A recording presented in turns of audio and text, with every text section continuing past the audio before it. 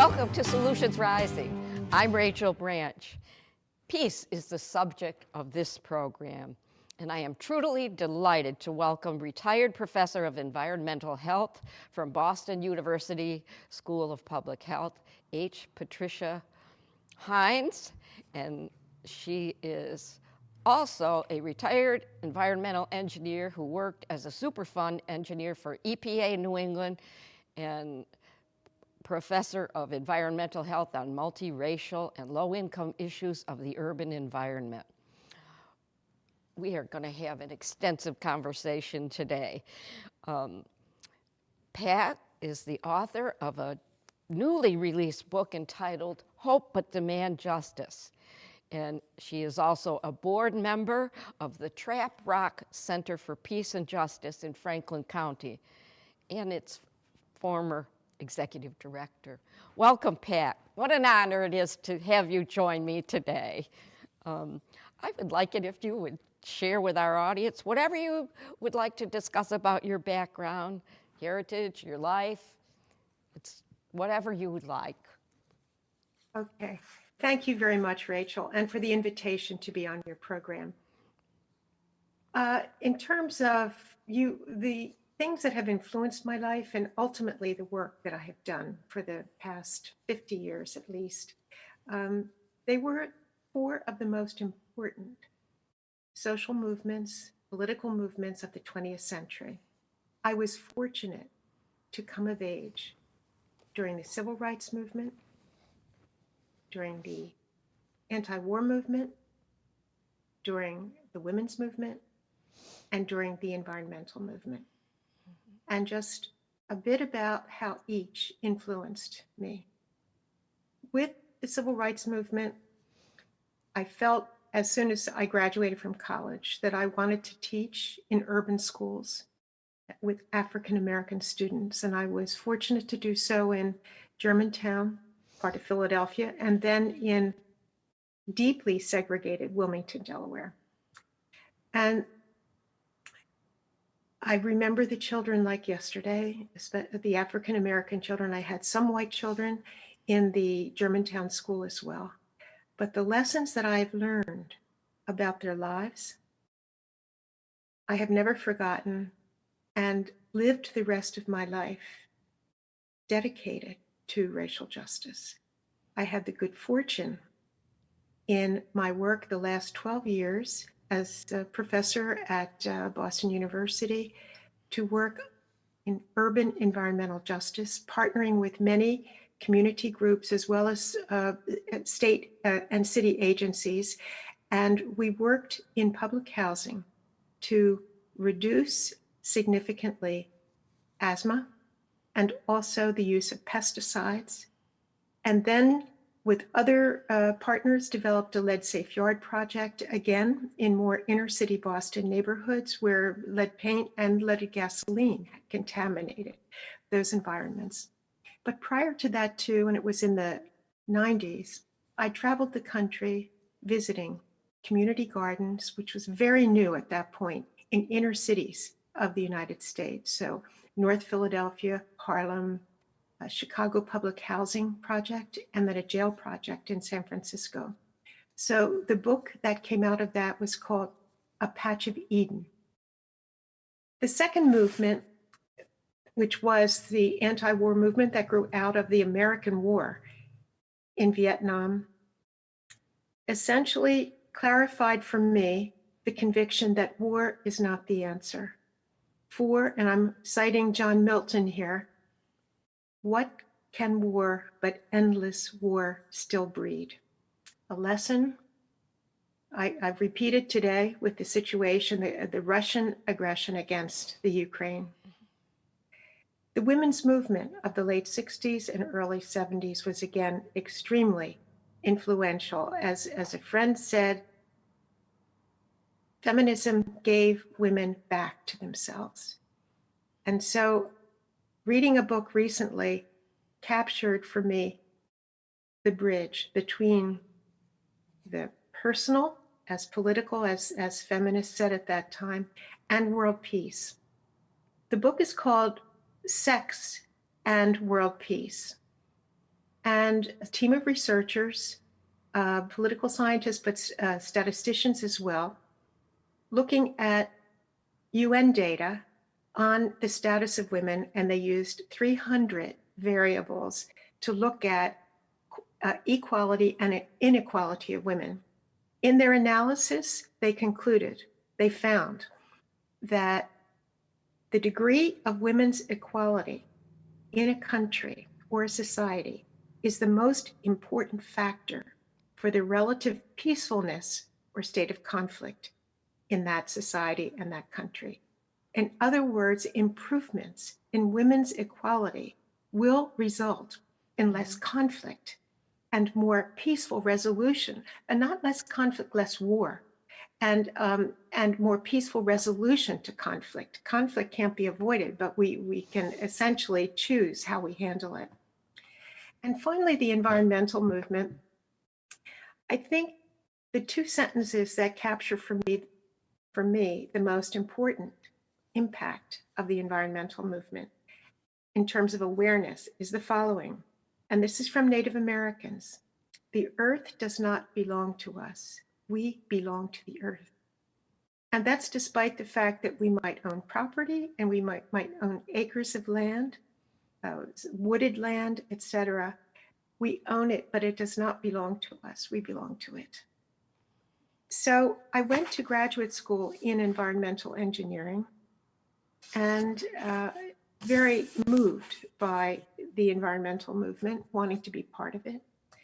And essentially, I first started working as you said, Rachel, earlier, as a Superfund engineer, meaning I was in the new Superfund program, and the work included inspecting industries. For me, it was New Hampshire and Maine, inspecting industries that generated hazardous waste or used hazardous waste, for how they stored it, handled it, transported it, etc. And then with a lawyer as a team member with me, if I found violations of the Superfund law, then essentially we would develop some sort of a legal case to get the pollution cleaned up. So once I retired, my work in Trap Rock included collaborations the past 12, 13 years with Vietnam, which I visited 5 years ago in order to document what I had read about, which is third and fourth generation victims, children victims of Agent Orange. Mm-hmm. And in doing that, I also had wanted to connect with a botanist who had a small organization that had been he had been planting trees, he's Vietnamese, since the end of our war there. So this is like, when did it end? 72, we ended it. And all these years. And so I was not able to meet him, but over email. I just want to quickly show this book, Fire Road. What is it? That is Kim Phuc Van Thi. She lives in Ontario. That was the 1968 atrocious picture of from napalm. This child, this girl, 8 years burning. old. She has a foundation called the Kim Foundation and raises money to help heal children of war. And I have been in contact with her. But that's wonderful. Defining picture that helped end the Vietnam War, which is just unconscionable that we did what we did there. Yes, but I'll make the point. That was the last time that U.S. media showed scenes like that of wars that we had initiated. Yep. We have not seen what we did in Afghanistan. Very little with Iraq, very little with Syria, etc. We never see anything about Yemen, and yet we have essentially assisted Saudi Arabia in perpetrating what is considered the worst, I should say, conditions for people. The UN considers it the greatest humanitarian disaster, with Afghanistan the next. But I'm so glad you brought that up, because I hope it was all right that I interrupted you, but it was also um, brings up when you're talking about the civil rights and the rights movement and the women's movement. Um, it also goes to the heart. I just believe that, my goodness, what is happening to girls and women just Yes. is atrocious around the world, and it brings to mind the Democratic Republic of the Congo. And of course, Yes. one of the connections I have had over the years is 1 Billion Rising, V, who is formerly Eve Ensler, and the City of Joy, and the horrors that have gone on there. But it's now even the women of the Ukraine and girls trying to escape are running into rape and violence, and it's just, once again, the most vulnerable, the girls and the women, and that leads right to how do we find peace if we cannot solve taking care of our girls and our women and others who Well, suffer. and that ties back to my point earlier in terms of this insight, which was, I mean, studied and statistically found that increasing the equality of women and girls will automatically spill over to Yes, make yes. for a more peaceful society. Um, so I'll just finish describing the work that I do for within Trap Rock, the international work. We have a project called 10,000 Trees for Vietnam, for which we have raised thousands of dollars, which would translate into many thousands of trees planted there by this partner whom I haven't met except through email. And then also, I have partnerships through Trap Rock with the Women's International League for Peace and Freedom in Sierra Leone and Cameroon. These are two West African countries, Sierra Leone, from which the original slaves in the United States came. But they are wonderful groups that are working for the respect and equal rights for women and girls. And so we work in collaboration as well, supporting their work. I have also, with a small team, visited and interviewed Syrian women refugees living in its UN housing for refugees.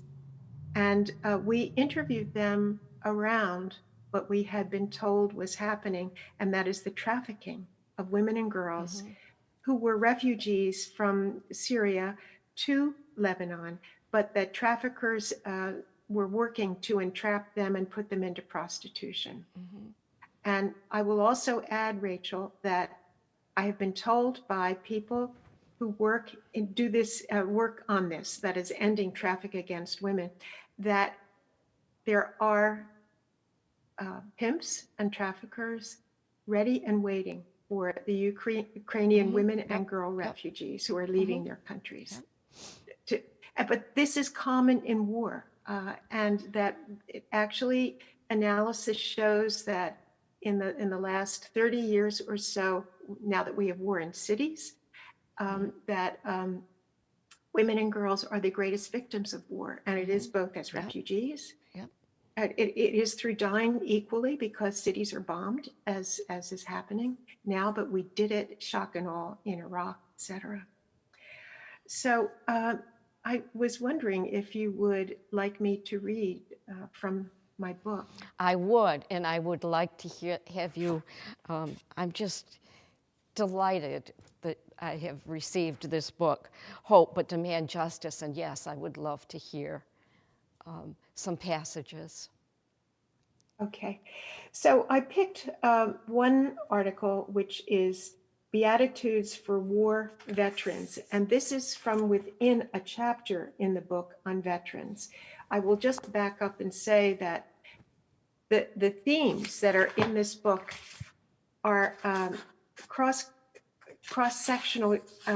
They include everything from, of course, racial justice and women's equality, to war and militarism, to veterans, to patterns of inequality that we see in the United States, to COVID, et cetera. And it culminates in a chapter called Hope.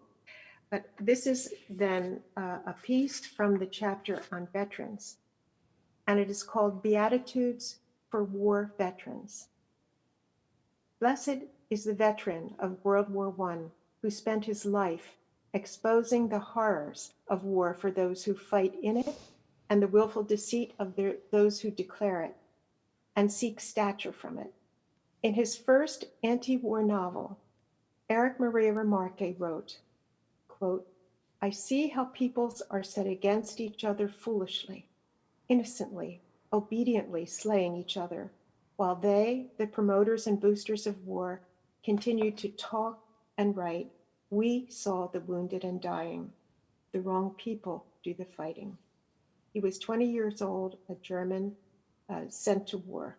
His book, All Quiet on the Western Front, was banned in Nazi Germany. Blessed are the children of veterans who broke the code of silence on the war that never ends, living with, quote, the attendant nightmares of their veteran fathers and being, quote, the objects of their war-ridden rage and war-honed violence. War is not over when it's over chronicles, through interviews and photos, the spillover of brutal violence against women and girls in 6 war-ruined countries. These were African countries. The author, Anne Jones' own life was darkened by war. Her thrice-decorated World War I veteran father turned his war-fed rage and violence on her and her mother.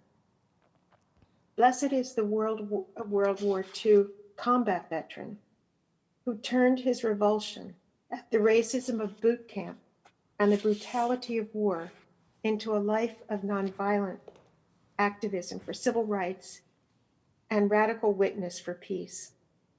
Philip Berrigan believed, quote, there will be no healing for veterans until we disavow war completely, until we disarm the bomb and the killing machine and ourselves, end quote. His lifelong question, can I remedy my violence? Can I heal myself until I try to heal the body of humankind from the curse of war? Blessed is the writer Anonymous for her courage in exposing a taboo subject. The mass rape of an estimated 100,000 women in Berlin, of which she was one, by conquering Russian soldiers over a period of 7 weeks, and the mass rejection of those women as shameless and besmirched by returning German men emasculated by defeat. Anonymous's book, A Woman in Berlin, was rejected by German publishers and only published years later in the United States. The author did not reveal her name because of fear of threats and reprisals. Blessed is the daughter of 2 Hibakusha, the shunned Japanese survivors of atomic bombs, who had assumed the mantle of speaking out against nuclear weapons and for world peace. The bombs scarred her parents, both mentally and physically. Her father lashed out, and her mother withdrew into depression.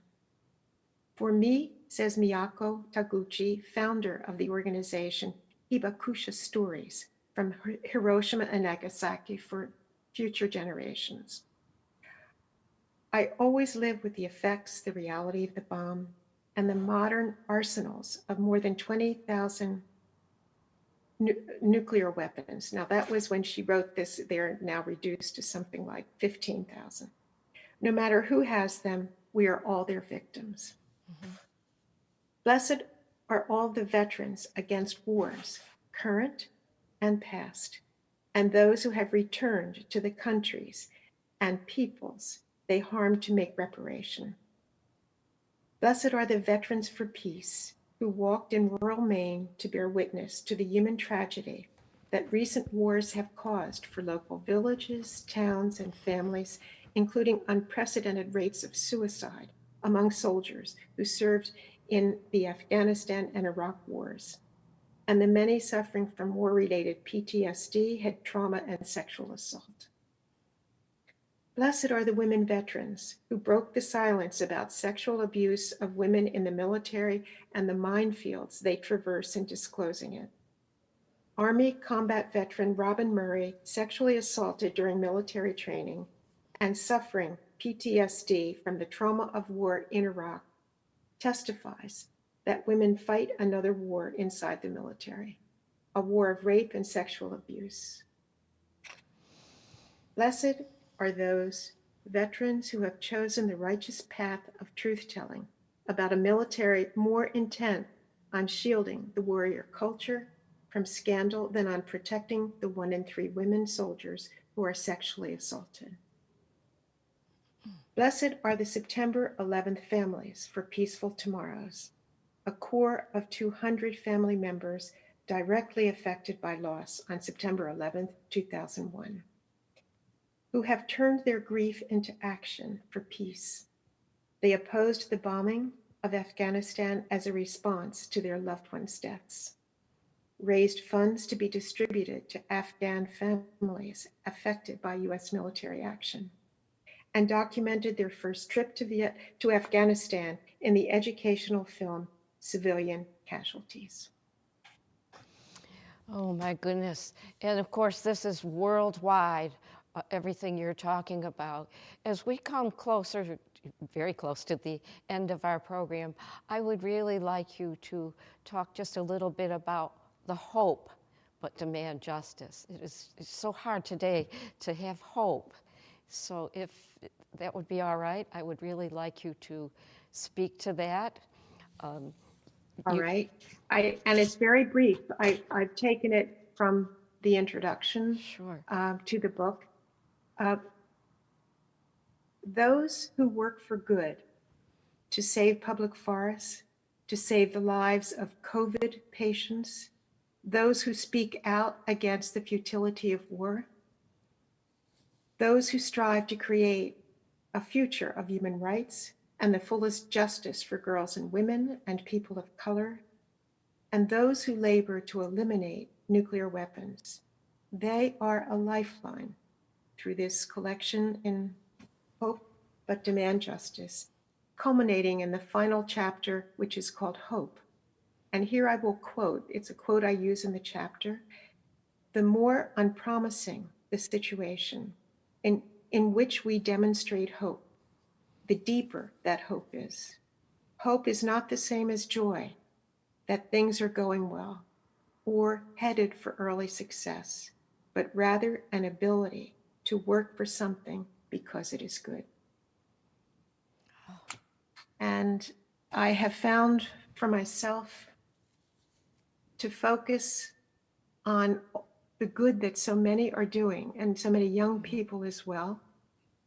And also, I call them gems along the path, and they are things that give me hope. And to look for them, seek them, and let them nourish hope, because at a global scale, there's reason to despair and to feel futile.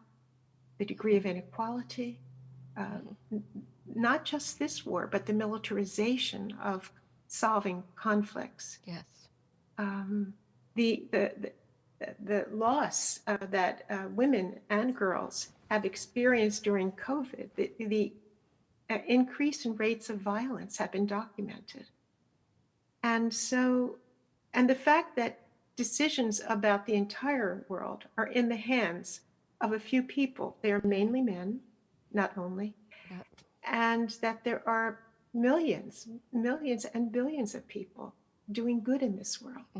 So my hope is fed by looking to them, and also by just the act in living of working to make a better world, even in whatever micro world that we live in. Oh my goodness, it seems you and I have lived parallel lives, and I'm misty-eyed and near tears at how grateful I am that you have come and joined me on Solutions Rising. And I just keep meeting people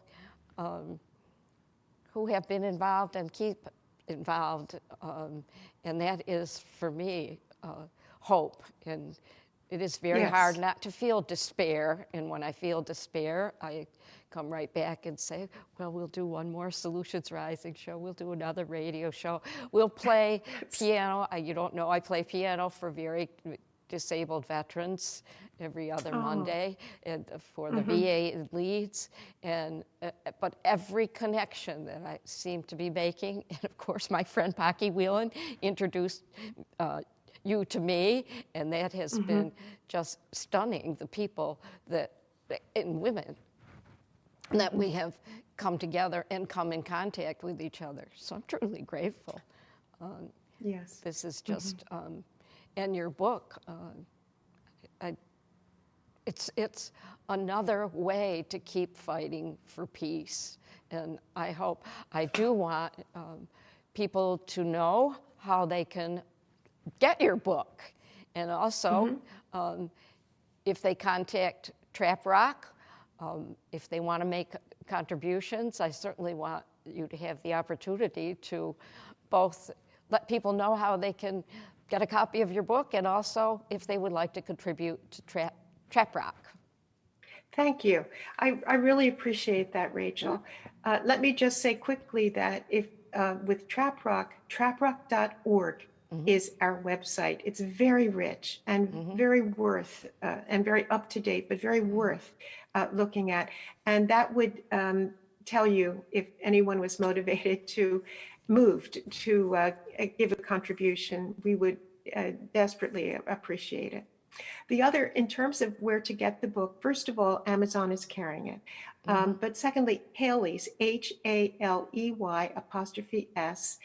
is the publisher.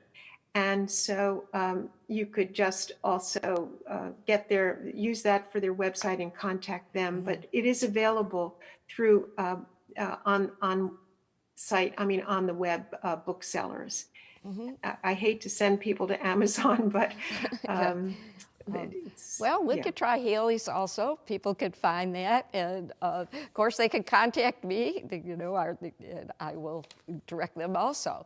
But okay, I am thank you. so very grateful, and I really hope and expect that you will come back and we will discuss in further depth, particularly your environmental work that we've both been part of. And I would love to.